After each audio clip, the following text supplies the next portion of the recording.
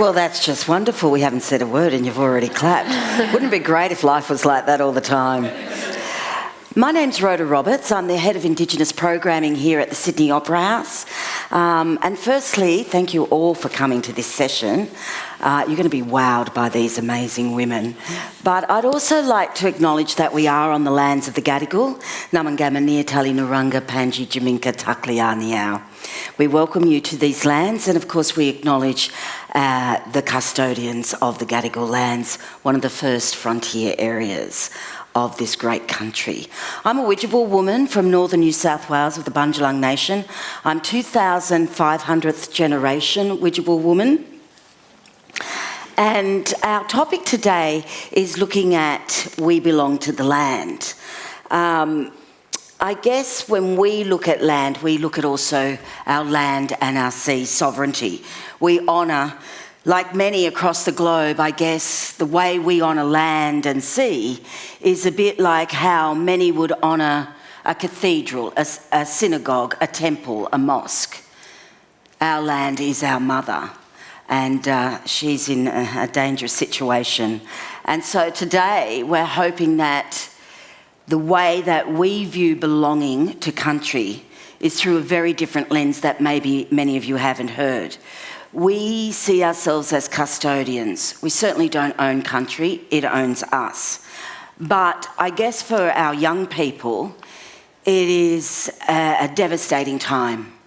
For thousands and thousands and thousands and thousands and thousands, I could go forever, we have looked after country, we've been the custodians, and now we're facing a time that if the songline, the song cycle, the story, the way of obligation and maintaining country was not passed on, our next generations would be devastated, because that is their mapping, that is their belonging, that is knowing who they are and where they belong. So as every elder passes, another library is destroyed in our communities. And it's pretty amazing when you think that for the period which is often referred to as the silences or the outlawed time, when the policies dictated that these song cycles through language could not be passed on, well, the world has turned and we now can do this. So we're at a very vital period of time for communities to ensure they maintain and retain that knowledge and continue that custodialship of keeping country. So today you'll hear from two women, and I guess one of the things that both women bring is that while they've been working through environmental issues, one of the big things that we've noticed is whether it's major discussions around the globe, very few opportunity has been allowed for a different lens, for us to look at how climate change is affecting our very culture, our spirituality, our economies and our communities. And so can you please join me in welcoming Amelia Telford and Crystal Layman. Amelia, the gorgeous Amelia, I've got to tell you, she's Bundjalung, well, you know. And she comes from northern New South Wales. She is the National Director of the SEED Indigenous Youth Climate Network, and she works with the Australian Youth Climate Coalition. Amelia supports Aboriginal and Torres Strait Islander people. She's got a huge voice across the country about how we can look at climate justice and environmental justice. She was awarded the NAIDOC Youth of the Year Award in 2014. In 2015, she was the Australian Geographic Young Conservationist of the Year, and in 2016, she was the Bob Brown Young Environmentalist of the Year. And she is really building that sustainable future for us. And all the way from Alberta, the Beaver Lake Cree Nation in Canada, is Crystal, and Crystal is the Treaty Coordinator and Communications Manager for the Intergovernmental Affairs and Industry Relations Department for Beaver Lake Cree Nation.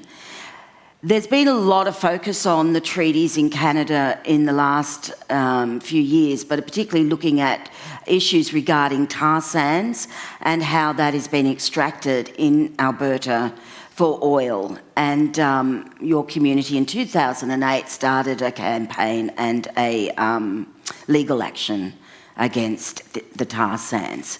So we're going to hear from Amelia first, and I just wanted to ask, just on a very personal level, what does country, what does belonging to land really mean to you personally? It's really hard to sum up in a short sentence, but I think really my whole entire life, my parents instilled values in my brother and I around caring for the land and respecting it for all that it provides for us. And I think, you know, what I continue to learn more and more about is that if our land isn't healthy, then our people aren't healthy. And I think that's, you know, what we need to think about when we think about all these issues that we're going to be talking about today. You know, what's the use in having our land if we don't have our people? And if we don't have our people, you know, they're interconnected. Yeah. And you'll hear another discussion from Amelia. What we'll do is the ladies will get up and give a 10-minute talk, and at the end of the session we're also going to go to questions and answers. So if you've got any questions, just have a think about them. Crystal, Beaver Lake, it sounds so fabulous. What does country mean to you? It actually is pretty fabulous. Every single thing that a human being needs to survive is right there. The best and most articulate way that I can put it is actually words that come from my Uncle Ron, Layman, who is a fantastic man who's done some great things as far as helping to write the UN Declaration on the Rights of Indigenous Peoples. But he says this, and it's very simple, that, you know, so answering the question about belonging to the land, it's very literal.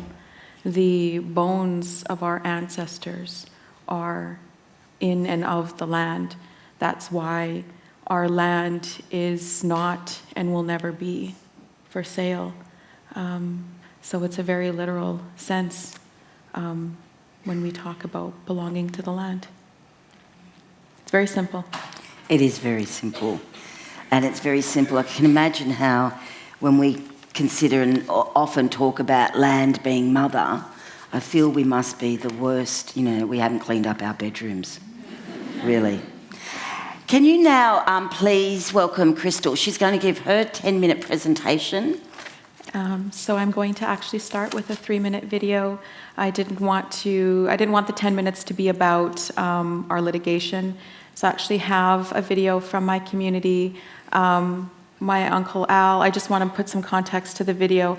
My Uncle Al Layman, who was the man who launched litigation back in 2008, was chief of our community for 35 years, retired, and you'll see a woman in the video carrying medicine and talking about the land being our church. That is my aunt, who is now the leader of my community and leading our people and leading this legal action. The children in the video, in the grass, there's a little girl running around in the grass. That's my baby, and my son will be in the video as well. So you can go ahead and play the video. Yeah, this is an old well. This is the first well that they punched in the reserve here. When they punched it through, trembled and shook everything. My community is located in the middle of 2 of the 3 tar sands deposits. Every square kilometer in those deposits that fall within our traditional hunting territory have been leased out to industry without the Canadian government following through with their duty to consult with the Beaver Lake Creek. We called this the island because it was surrounded by water. Oh, the water used to be here? Yeah, it used to be like right where the tree started. That was all water. There was mountain and the rest was lake. Now there's no water. I know when I was a child, take a cup, you could take a container, and bring the water just right behind you. That's no longer possible.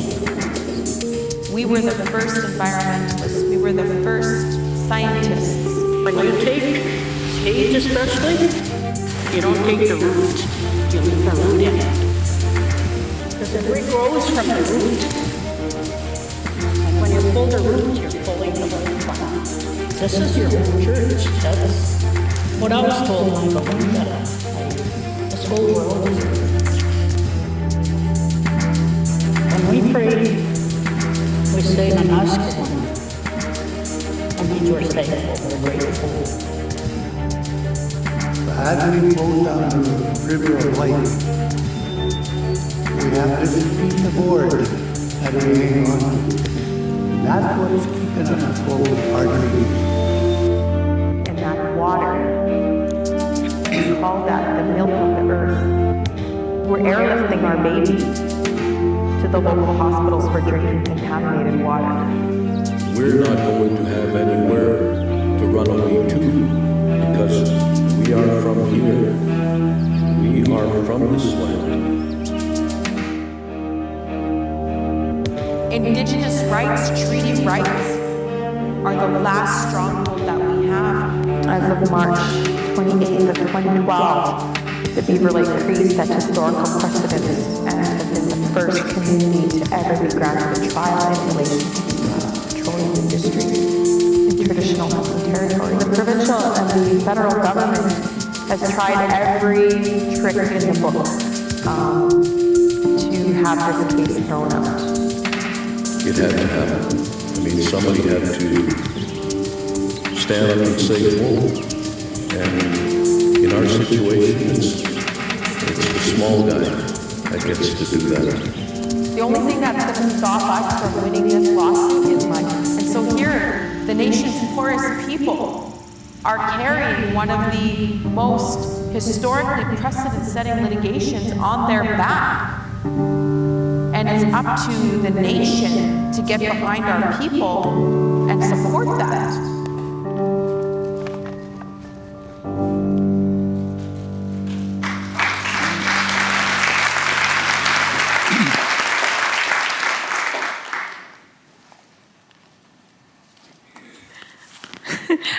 I'm sorry. Hi.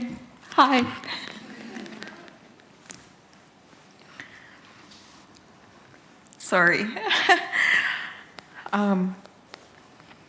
Just in case you're wondering why I'm crying. I have relatives here that came to my community last July, and it's really good to see them again.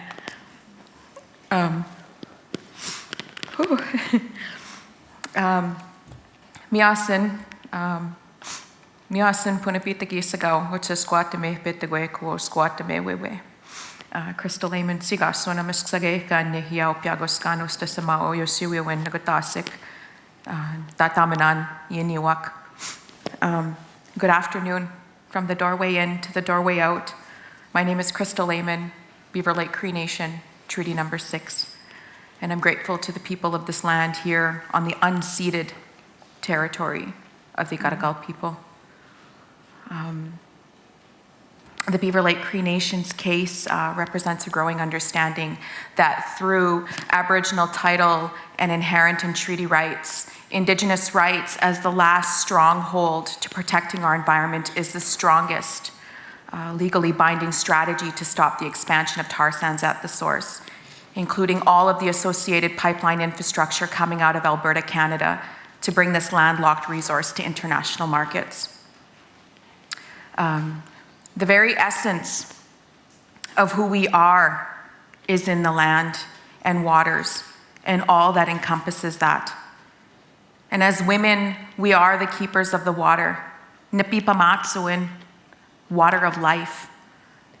The milk of our mother, providing all of the nutrients that we need to survive. And as women, it is our responsibility to take care of that. It is our innate responsibility because we are givers of life. And it's not by chance that women carry life in water. It's not by chance that that first water is what welcomes life into this world. And just the same as it is for us as human beings, it is just the same for Ogawi Mau Aski our Mother Earth. And the minute that we take those two concepts and we put them together is the minute that we'll be a little bit better off in this world. If we create exclusion, we will not experience inclusion. This is no longer an Indigenous people's problem. If you breathe air and you drink water, this is about you. Nia, me, I do this for my children because I don't want to be that mother whose children ask her in the future when the damage to our mother is irreversible. Mama, how come you didn't do anything?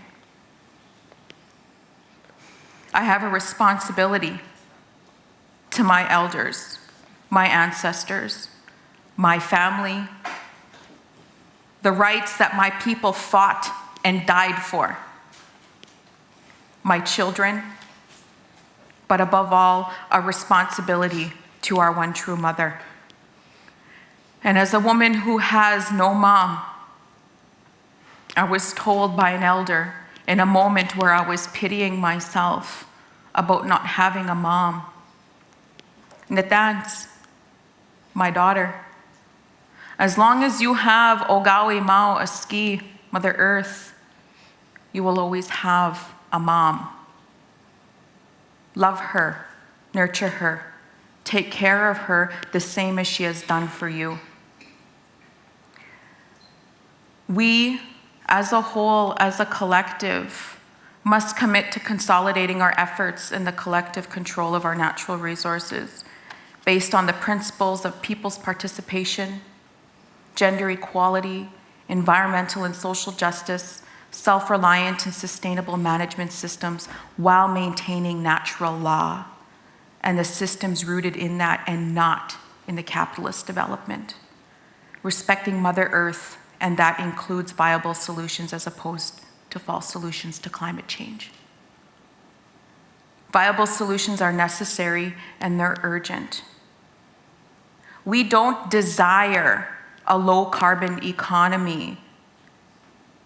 We need a low carbon economy led by renewable energy if we have any hope for the next 7 generations. Our mother has provided every single thing that we need to survive outside of her without having to be invasive of her. So in our communities, we are demanding green economies defined by us that put a stop to the capitalism of Mother Earth.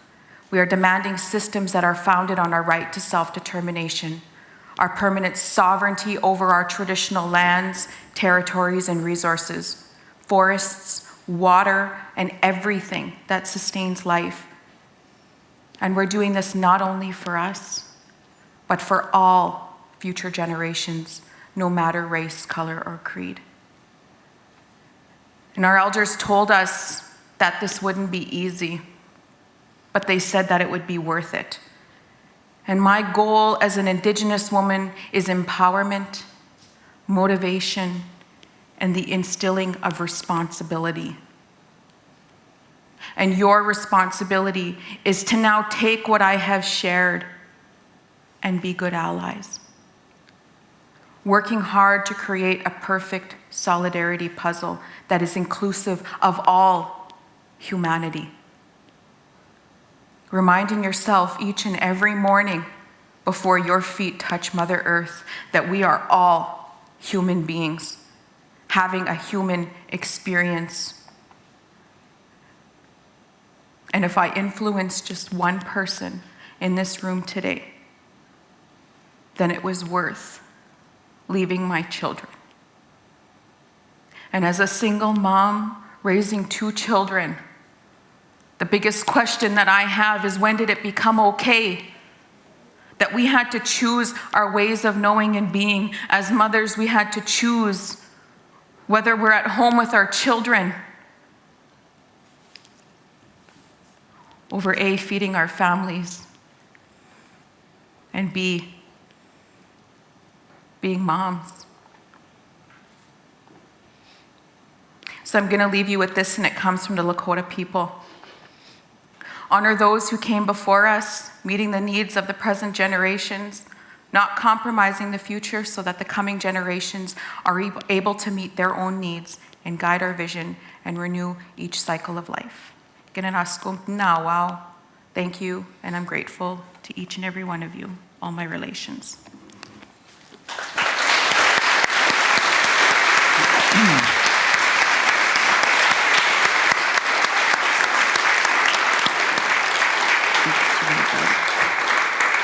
And we'll get to ask Crystal lots of questions after we hear from Amelia. I'd like to start by acknowledging that we are on the land of the Gadigal people of the Eora Nation, and express my gratitude to my ancestors, to our old people, aunties and uncles who've worked really hard to be where we are today. I don't know if anyone else can feel it, but the last couple of hours today and then now being in this room, I think it's really going to show me that we're at a really crucial time in history, being on this stage with Auntie Rhoda and Crystal, and brothers and sisters in the room and aunties and uncles in the room.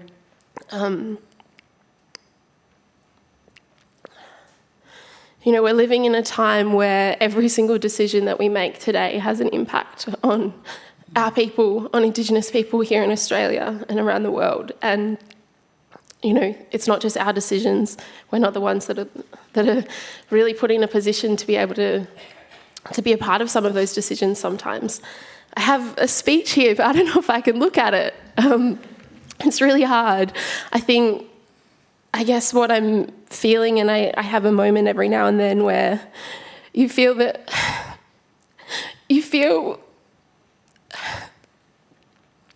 what drives us.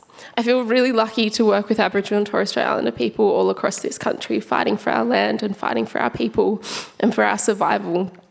And we do so because, it's a part of our cultural responsibility, but it's also, we're carrying on the fight that has been fought for so long. And there are times like today where you can really feel that very strong, and I can feel that in this room right now. So I guess, what a lot of the work that I do and what I'm here to talk about today is the fact that core to the climate crisis is the loss of Indigenous land, of our many diverse Indigenous cultures in Australia and around the world, and Indigenous lives and livelihoods. And last night we were at a dinner with a lot of the other speakers, and the question was asked about what needs to change. And, there's a great deal of things that need to change, but I think that we need to be looking at them in the right way with leadership from the right people. And, for us, it's our Indigenous people. We need to be changing the way that we see climate change. We need to be changing the way that we see it in terms of the root causes of it, in terms of how those root causes are the causes of so many other issues that we face as humanity. Because climate change is not only going to determine how we live and where we live, but as humanity, it determines if we live. I think that's the thing that a lot of us don't actually understand. Crystal and I were we did an interview just earlier, and they asked, what is it that non-Indigenous people can do, and is this a fight that actually is for all people? And Crystal said, if you drink water and if you breathe air, then this is your fight. It's not just our fight. The global response that we've seen to climate change so far is an example of the way that we value people in this world. If we valued the lives of Black and brown people, of Indigenous people, then we wouldn't be in this mess that we're in. And it's a really big mess. Yet it's our communities that face the brunt of it. We face not only the brunt of the impacts of climate change, but we face the direct causes of it. We're facing the destruction of our land. And currently there's decisions There's proposals on the table for projects that I can't even imagine, if these projects go ahead, how much we're going to lose. And Aboriginal and Torres Strait Islander people in Australia and Indigenous people around the world have already lost enough. Every day with the young people that I work with and our aunties and uncles and sisters and brothers, we're fighting for everything that we have left.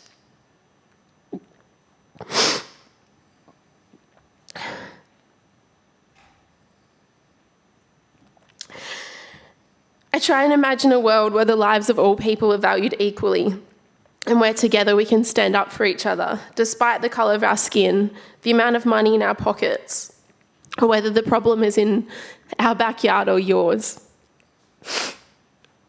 And as hard as it is to imagine, we really need to be thinking about the way that we build solutions that have justice at the centre of it.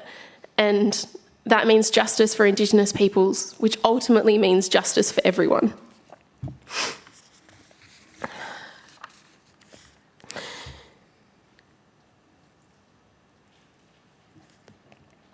The session's called We Belong to the Land, and I think it's worthwhile to acknowledge that the work that I do with SEED and with some of the young people that are in the room, we called ourselves SEED because it represents our connection to country. It represents a cycle that's been going on for tens of thousands of years of Indigenous people looking after this land sustainably. And it represents a cycle that we're going to continue going on until we do win this fight for our land. And we can do that. It's really hard standing here and it's devastating, but we also have fought for so long, and as Crystal said, it's going to be worth it. It's what our people are telling us, it's going to be worth it. And we do need to keep going. And I think it's moments like these that really do bring us together, and it's moments like these that we know that we're, I think, at a time in history where we've got no other choice. We are literally left with no other choice but to clean up this mess.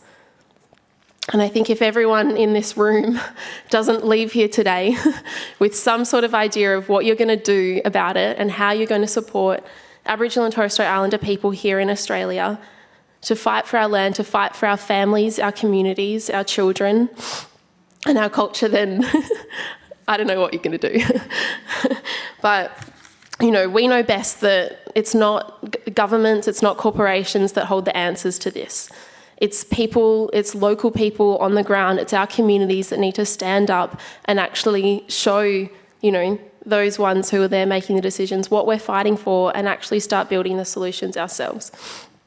We can't wait for them. They have a responsibility, but we also do as well. And we need to stand up and we need to get on with it. And I hope that we can, get into some of the discussion about what this is. I feel like I've just, not even read this speech at all. But anyways, I'm really excited to get into this discussion, and I am really genuine. I hope everyone leaves this room with some sort of idea about what you're going to do about it, because it is a collective fight.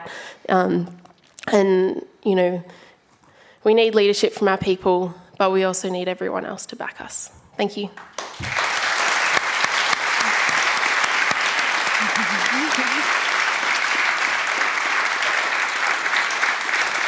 Two amazing, very outspoken women who really, I guess, give us a different lens of how environmental destruction, a solution can be found through the caretaking of what we've done for thousands of years on country. And I just want to thank both ladies. You saw the emotion come through. I'm so proud to see such young people taking on obligation. Aboriginal people are born with obligation. That's why you are Aboriginal. You are here for a purpose.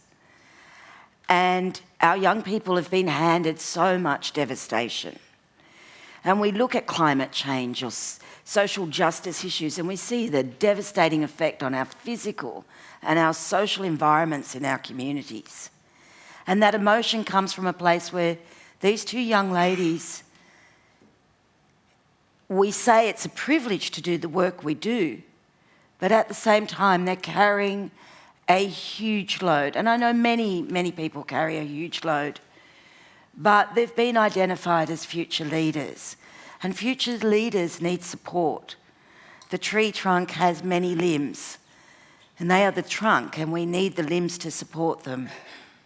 Because that emotion comes from when you go into a community and you see elders who have been fighting forever for something that they are so truly connected. As your uncle said in that film, this is my country, I'm not going anywhere. We don't immigrate. We can't. We have to stay on country and look after it. And when I get really heartfelt when I see that emotion, because I think of the suicides, because a man could not feed his family, because in Buralula, the leaching of the mine is causing the fish to develop certain bumps and lumps. And that father can't feed his family fish anymore. There is no employment because he doesn't want to cut up his country. And so he suicides because there's been devastating effects that this climate change, and I like the term you use, Amelia, climate justice. And that's quite a shift in that terminology. If you think of climate change, we think of the discussions we're having global. But when I think of climate justice, I think of social justice and equity. Would that be is that the sort of thing that you're going out to communities with? Yeah, I mean, well, climate change isn't a term that's always recognised, and neither is climate justice. You know, we have to be aware of the language that we use, and you know, at times that means talking about the actual changes that we've seen in the environment, whether it's the river that's dried up down the road, you know, 50 kilometres from a coal mine, or whatever the changes are. But I think climate justice, you know, we see the term used internationally, and it's growing more and more in Australia, and it recognises that, you know, we can have climate action. Like, sure, that'd be great. That's what a lot of the environmental movement has been fighting for a long time, more ambitious policies that address, you know, our emissions and all of the different stuff. But if we can't solve climate change in a way that's going to support Aboriginal and Torres Strait Islander people here in Australia and Indigenous people around the world, if we just, you know, kind of continue business as usual and don't actually address the systemic injustices that have caused the crisis in the first place, but also exacerbate every other issue that our communities already face. And so, you know, climate justice, it takes a lot to explain it, but ideally, you know, it means addressing building solutions that also build justice for all people, not just some. And new economies, there's lots of new economies that can come out of this. And it is people power. And Gandhi was right, wasn't he? You know, I come from northern New South Wales. We had coal seam gas coming in with Madagascar. And our community got together, and when I say our community, I don't just mean the blackfellas. And 10,000 to 20,000 of people living in our region joined hands and set up a camp at Bentley, and we actually stopped it. And it's just an incredible feeling to know that you can make change through being together. Crystal, just with the tar sands, when I was reading up, because I hadn't really heard of tar sands, I didn't know what they were, in fact. And when I was reading up on it, I was absolutely devastated to realise that the majority of the oil in the world, it actually sits in tar sands. But as yet, it's not as commercial for us to get the oil. But in Canada, they are creating this whole industry where they take the tar sand and whatever they do to get the oil out. For your community, when you put that action in to fight the mining company, was it outside your community as well? Were there other people from Alberta joining you? Well, I guess first of all, we didn't take just one mining company to court. We took every single oil company in the world that's in our traditional territory to court. So our territory spans 38,973 square kilometers. 34,000, I got that number wrong. 34,773. It doesn't even matter, it's large. is, so essentially 39,000 square kilometers, and 34,000 square kilometers of that is oil and gas well sites. And so we have every major oil company in the world in the Beaver Lake Cree's traditional territory, which resides in the Treaty 6 that was entered into in 1876. And so within that 38,000 square kilometers, we obviously have municipalities, we have towns, we have farmers, we have anybody who's residing in that, it doesn't matter who they are, race, color, or creed. And so when we launched litigation back in 2008, it didn't become, a big deal at first. When we first launched, it was, we talked about over 19,000 treaty rights violations and infringements against our people, based on our inherent right to hunt, trap, fish, and gather for as long as the sun shines, the grass grows, and the rivers flow. That's the literal language in our treaty that is enshrined in Section 35 of the Canadian Constitution. And so, the language has since changed to the cumulative impacts that this industry has had on our traditional territory. And what's happened in the past, I'm going to say about a year, just being more recent, is that this whole climate change issue, folks are starting to really wake up to the fact that the land is changing. The basic human rights of human beings, air beings, land beings, water beings are being impacted. People are actually getting it that, oh wait, we need to drink water and we need to breathe air to survive. And that's being infringed upon here in this area. And so we actually do have a lot of support, and we do have a lot of non-Indigenous allies that are backing us. One quick example is that for 3 years prior to working for my nation, before I resigned, I ran the Alberta chapter for Sierra Club Canada as climate and energy campaigner.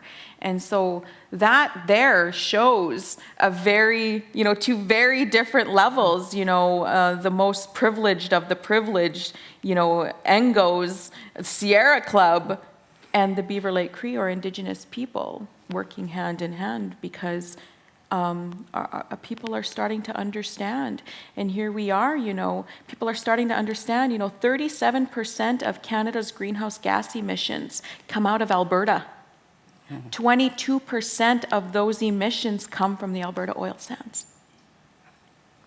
So when you put that into perspective, people are finally getting up and standing up. Frightening, but thank you for that explanation. We're going to go to some questions. We've got about 15 minutes for questions, and I believe there's mics up on either side down here. If you would like a question, to ask a question, thank you.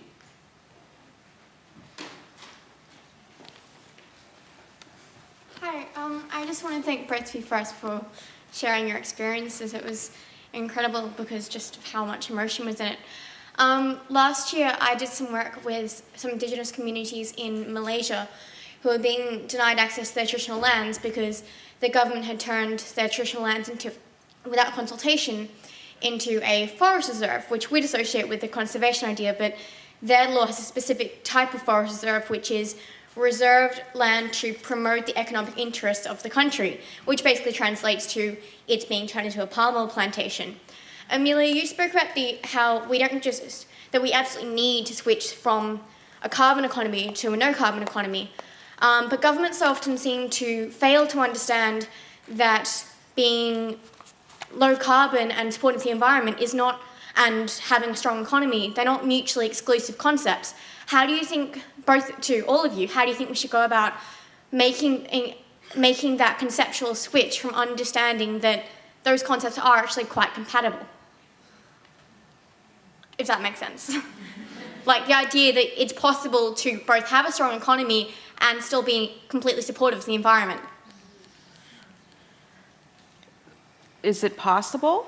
Oh, no, I know it's possible, but how do we convince governments who seem to not understand that it's possible so often? We need to move away from seeing, the constant need to grow. Like, we live in a very greedy world that, this system of capitalism tells us that we need to grow and to make money and to, constantly be getting more and more and more. And we need to see that that doesn't fit with, humanity surviving in this world. I think there's a lot of different ways. I think we need to build the new economies that are out there. The renewable energy revolution has already started, but we obviously need to do it in a way that that we're very clear with who's benefiting from it and who's being impacted by it and who's a part of making the decision about what it looks like. It's not just about renewable energy, it's all of the other economies that are out there as well, whether that's, economies in our own communities at a local level, but it's also just, exploring what the other alternatives are, and whether it's renewable energy, whether it's getting our people out on country, rehabilitating this place. It's pretty devastating, the situation that we're in, and the amount of jobs that can be created by having Aboriginal and Torres Strait Islander people out there doing, as rangers, as people rebuilding our country. There's a lot. I think it's very complex, but I think we need to obviously address that we live in a capitalist society, and we need to break that down. Good question. I have a quick question for both of you. First of all, Crystal, I've even heard that the tar sands, were they to go ahead, could actually raise the climate change by 1 degree, just those alone. But my better question is, do you believe that with the election of Prime Minister Trudeau to the Canadian government, your chances of success are greater than they were prior? Oh, I knew somebody was going to ask that. He's increased and the I want arts to be budget. positive. I do. But we had the First Minister's meeting happen. I'm sorry, I lost a day, so I'm still trying to wrap my head around that. I don't know, a couple days ago. I'm just going to say that. Sometime this week, we had the First Minister's meeting in Vancouver. The First Minister's meeting on federal policy on climate change. Our leaders were not invited to the table. Wow. So then the next day, 2 days later, yesterday, some chiefs from down south in Alberta, the neighbors to the ones that gifted Stephen Harper a headdress, a war bonnet, turned around, their neighbors turned around and gifted Trudeau with a war bonnet, right after he pulled that stunt in Vancouver, where our people were excluded from sitting at the table, the first ones to experience the impacts to climate change, and the people that should be sitting at the table to participate in these policies and these models. And so, I guess I'm optimistic, but the more horse and pony shows I see, the less optimistic I get. But at the same time, we also have our people that are getting up and saying, hey, something is really wrong here, and we need to fix it. And we need to start looking at this dying economy and these stranded assets, and we need to start focusing on Indigenous economic sovereignty. Yeah. And that includes, economic development, but in a sustainable way while maintaining natural law. Yeah. Thank you, and I'll just keep praying for you as for us. And Amelia, I have a quick question for you too. I was up recently protesting at Maules Creek against the Whitehaven destruction there, and I know that the Gomeroi people have already lost 37 of 38 sacred sites there, and there's one left, Laurel as well, that they're desperately trying to hold on to, and it's a live site. And I was just wondering, what do you think are the best things we can do? Write to ministers, protest. What's the way that we can all, as those that want to try and save it, can do to have our voices heard, I suppose? I mean, you've already said some of it. As Ani Rhoda mentioned, we need to be building our people's movement to be fighting these huge projects, huge corporations, governments that, they're in bed with. And I think by, whether it's on the ground directly, locking yourself to that truck before it goes in there, or whatever it is that, we're already seeing many people, Gomori people joined by others, whether it's that or whether it's, getting behind other movements that have created platforms for people to take action. Ani Rhoda's alluded to Borroloola that, are facing a big lead and zinc mine that they're trying to get closed down. We have up in Queensland the Wangan and Jagalingou people who are fighting for their country and to, fighting against Adani, who's basically, wanting to come in and take over this land. And it's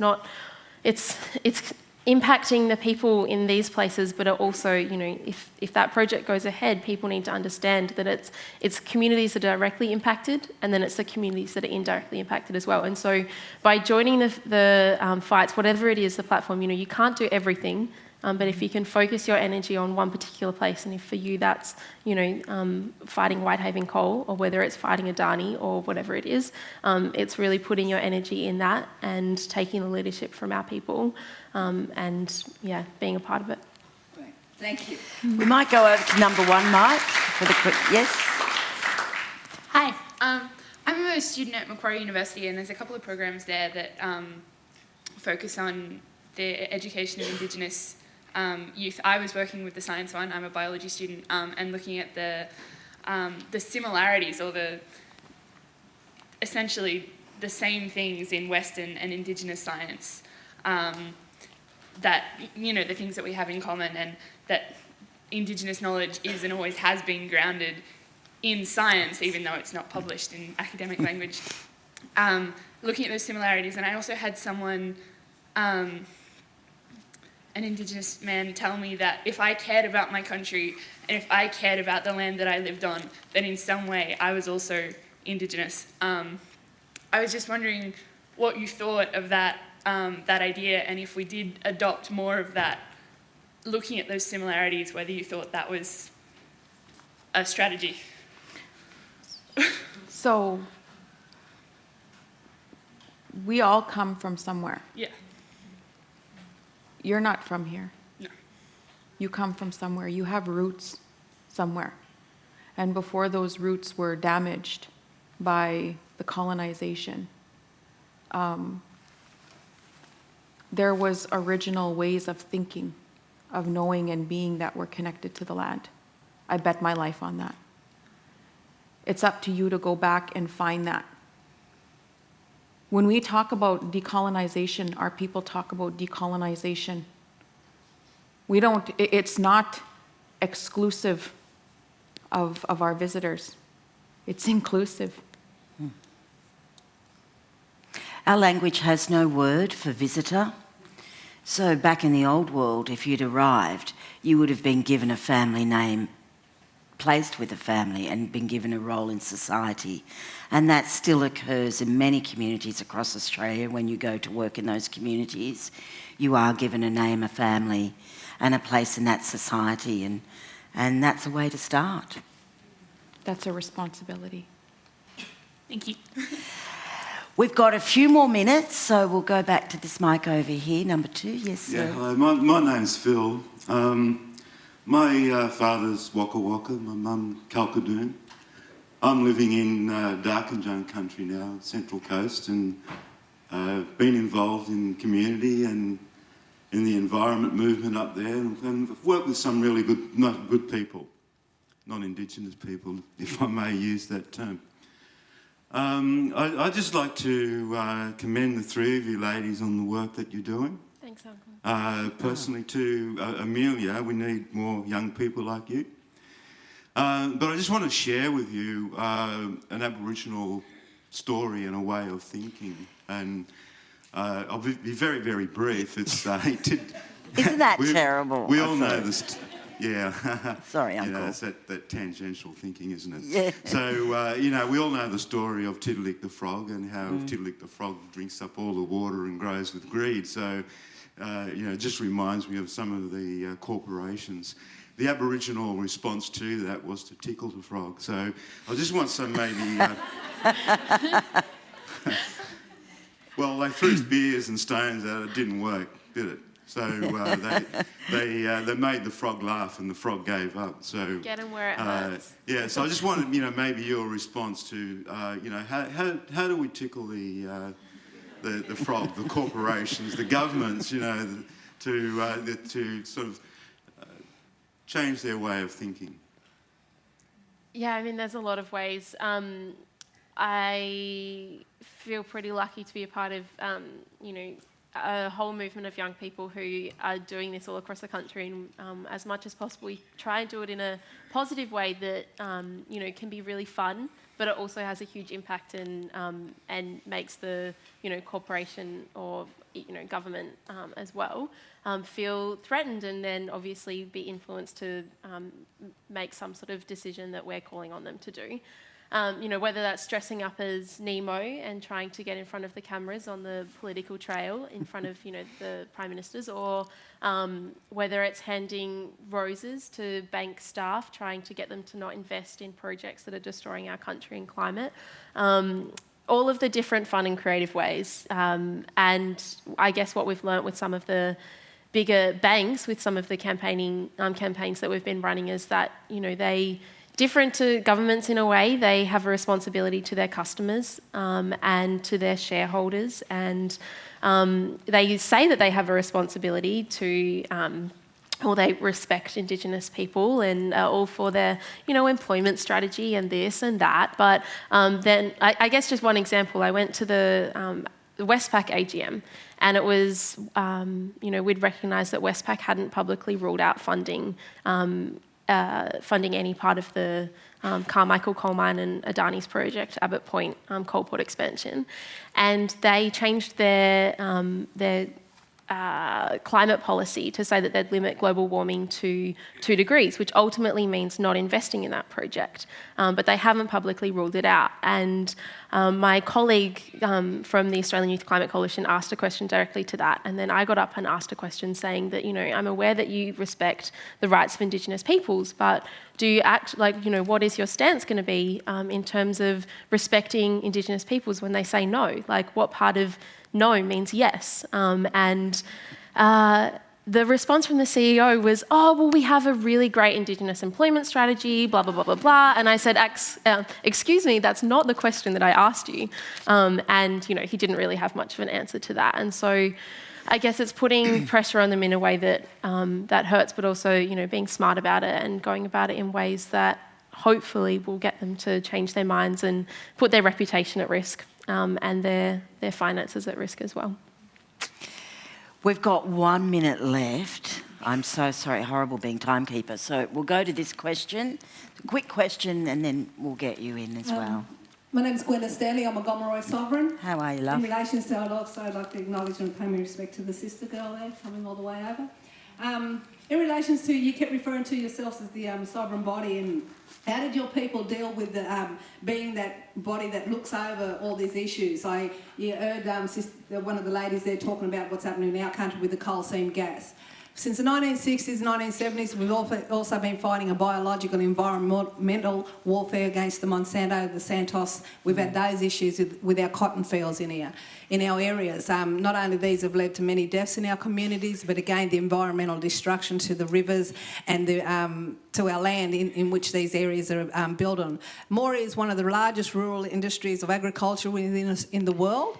the most abundant. How did your people establish your body or your sovereign, or as your nations, be able to engage with government? Because unfortunately here in Australia we have so many that are overrunning each other's body, and as sovereigns we are now standing up and looking at this issue, but how do we deal with it on a, instead of a two-tier system, we need to be at the loggerheads with this government in relation to writing these legislations and policies in regards to what they're actually doing on our countries. Because unfortunately, like you mentioned it earlier, that you had one group over here, the Kazos down here give this one a headstone, then you had this one. So you're sort of, what they've done is actually created and broke our dreaming lines and our song lines. So how does your people, Crystal, how did you form and establish this body that enables you to speak with government in relations to having this here? Because like I said, we're not only the environmental but also a biological warfare that has been happening on our people since 1788. And how do we decolonise that system within that to be able to get where do we need to go with this, and how do we create that economical sustainability and environmental and employment within our local regions? Have to be quick because we're out of time. That's a really difficult, that actually, I actually want to talk to you after, because that is there's such a long answer to that. But in short, unfortunately, the one difference that makes, Canada and those 11 treaty regions different than here is that we have those treaties that are enshrined in the Canadian Constitution, but we also have unceded territory in the province of British Columbia, where those our Indigenous relatives there are asserting their Aboriginal rights and title to their unceded territory, and are winning cases up at the Supreme Court level, which is your high court here. Of the most recent one is the Chilcotin decision that gave those people on that unceded territory rights and title to their land, which, and so Beaver Lake is you talked about agriculture. So when I talk about the litigation, we actually launched this litigation not specifically at tar sands. It's the cumulative impacts of industry on our traditional territory. Yep. Yeah, but we'll talk after. With your family, so yeah. We'll just go with the last question, then we really have to wrap up. It's not really a question at this stage because I know you're out of time, but I just want to make a comment, and I think it's a comment which is partly a question. Listening to what you said here has restored my faith in the fact that the social really counts.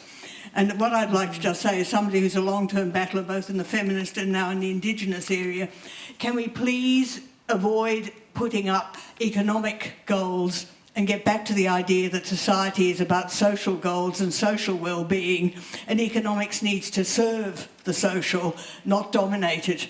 And I'd just like to sort of put that up just as a final comment, because I think it underpins everything that we're trying to do over this day and over much broader issues about creating the world that you are talking about, that we all want to live in. Thank you. Thank you. And can we please thank our speakers, Crystal and Millie?